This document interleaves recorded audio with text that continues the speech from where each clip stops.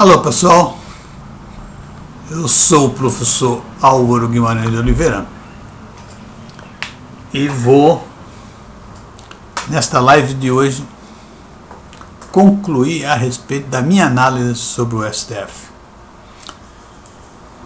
Quero agradecer desde já que teve a atenção de vocês por acompanhar todos esses capítulos, todos esses vídeos, e esse é o vídeo número 8. Então tem uma análise completa do meu ponto de vista, das coisas mais necessárias para se entender, como leigo, porque eu sou um leigo, eu não sou advogado, eu sou da área jurídica, e o vídeo 8 eu vou apresentar a conclusão a respeito dessa análise. Ok, o STF, a minha conclusão principal, o STF deve ser totalmente reformado. Perdeu toda a credibilidade e respeito do povo brasileiro.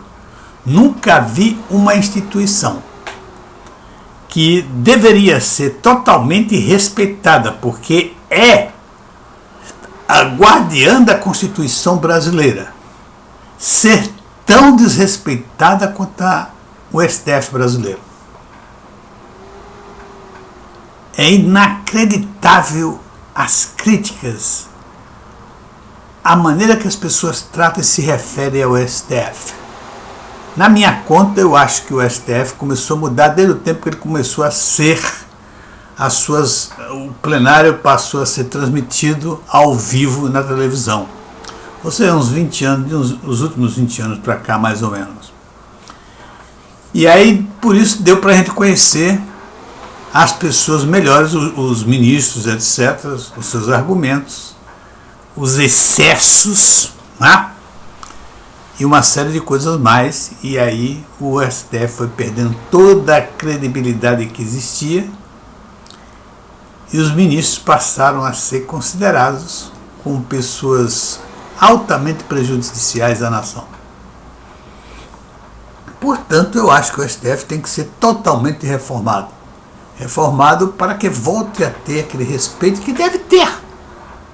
Se o Supremo Tribunal não tiver respeito, não tiver admiração, não tiver credibilidade, é um desastre. É um país sem lei.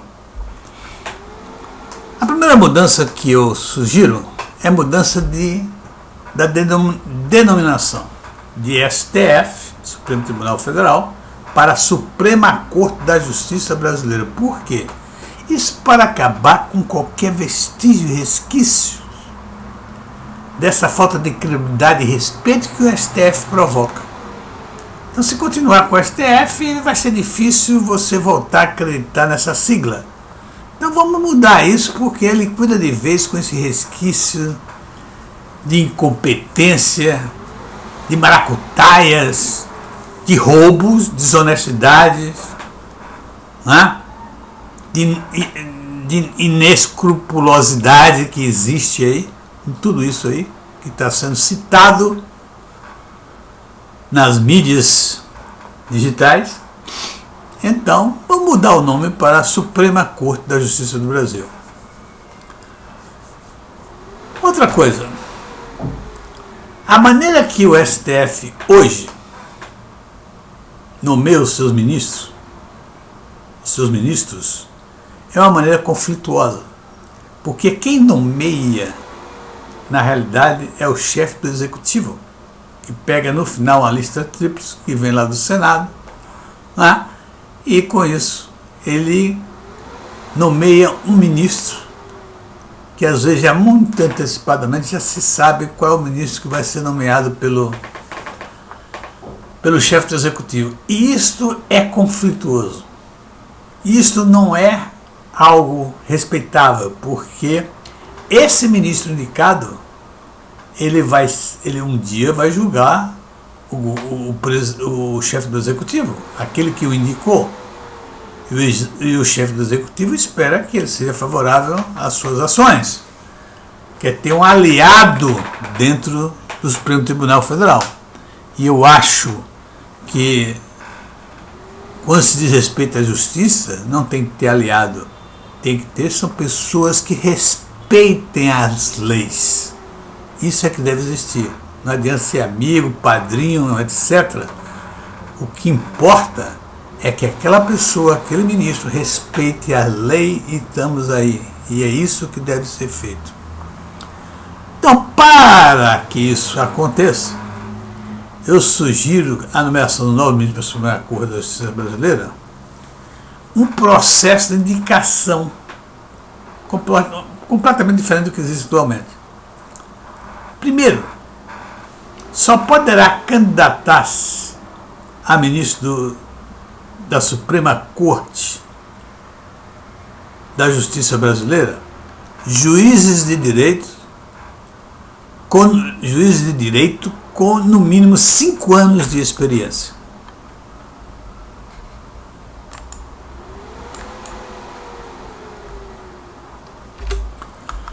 Com no mínimo 5 anos de experiência. Quer dizer, é um juiz que já está atuando, tem uma certa experiência e com isso ele está, sob esse aspecto, apto a ser candidato. Deverá haver uma eleição para escolher os 6 mais votados candidatos. Os eleitores só poderão ser juízes. Isso é um monopólio dos advogados. Monopólio, tanto os candidatos como os eleitores. Ele então escolhe os seis juízes mais votados nessa eleição, uma eleição de votos diretos, através do telefone, através da internet, qualquer coisa desse tipo. Né? Os eleitores, os advogados, os juízes poderão muito bem eleger os 6 mais votados candidatos. Todos aqueles que se candidataram, aqueles 6 mais votados pelos juízes serão apresentados a uma comissão especial representando os 3 poderes da República. Será constituída com o presidente e o vice-presidente da República, o presidente e o vice da Câmara de Deputados e, finalmente, o presidente e o vice do Senado. Portanto, os 3 poderes representados.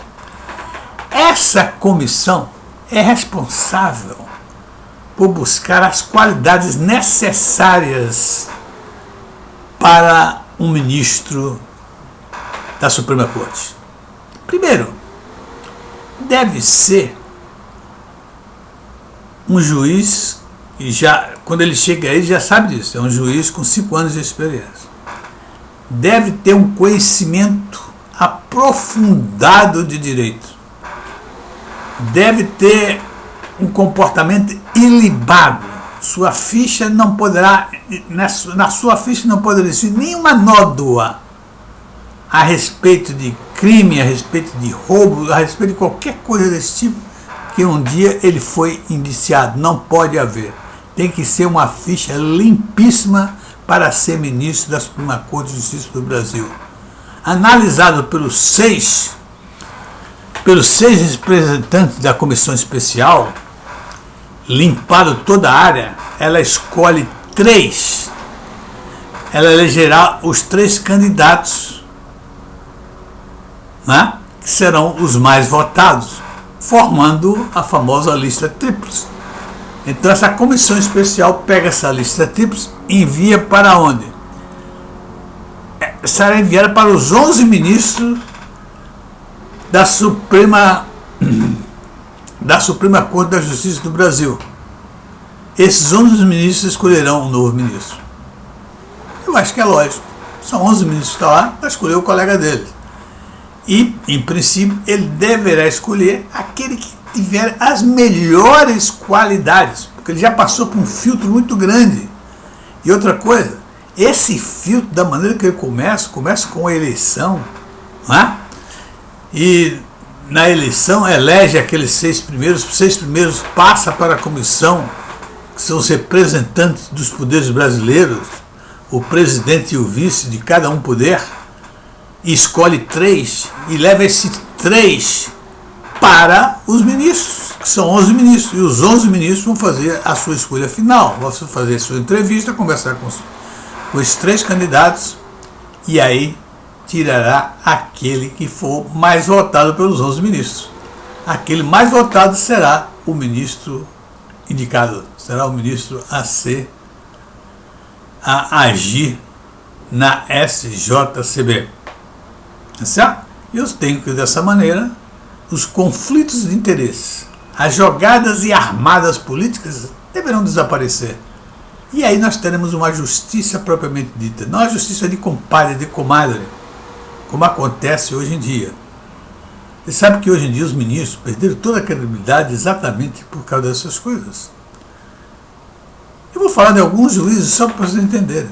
O Gilmar Mendes é um juiz que já concedeu mais de 620 habeas corpus.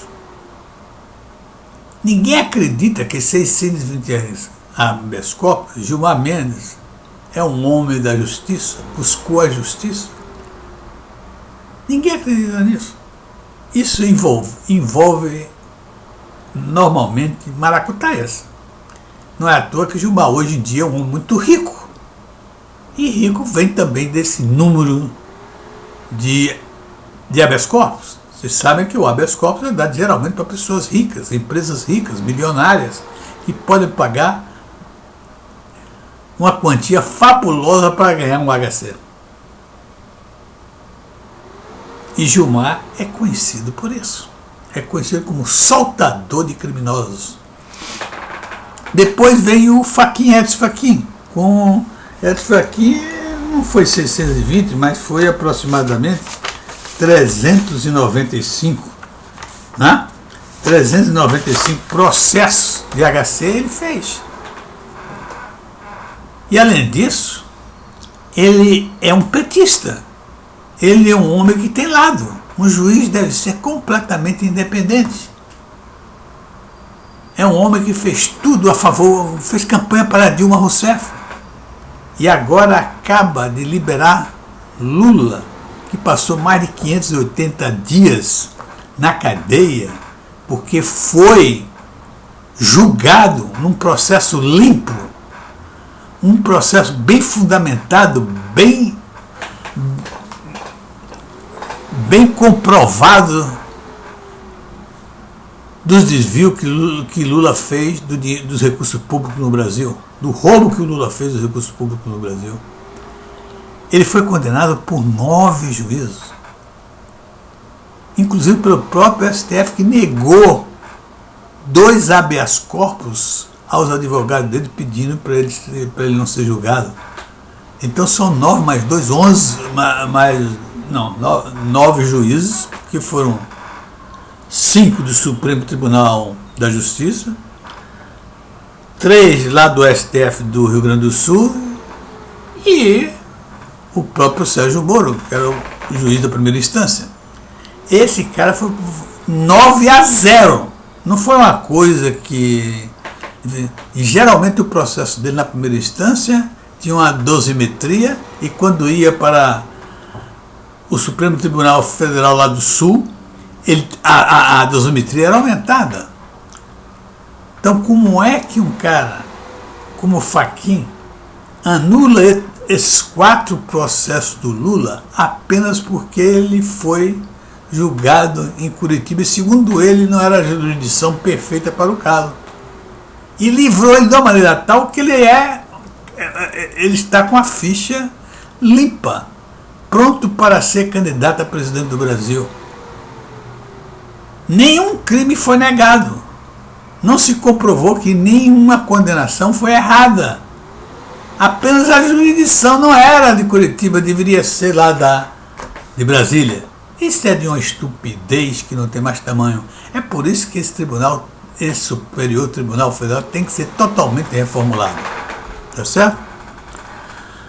Pois é, meus amigos, aí é uma certa contribuição que eu estou dando para outras pessoas se juntarem e a gente começar a pensar como seria um novo Supremo Tribunal Federal, ou seja, uma nova Suprema Corte da Justiça Brasileira, que deve ser para poder nós termos sossego, pensar que o Brasil tem uma justiça, que a Suprema Corte da Justiça Brasileira não é uma geradora de insegurança jurídica como é o Supremo Tribunal Federal. Aliás, não é nem insegurança, é totalmente falta segurança qualquer. Não existe segurança em relação ao Supremo Tribunal Federal. Ok? Até a próxima e muito obrigado, pessoal. Tchau.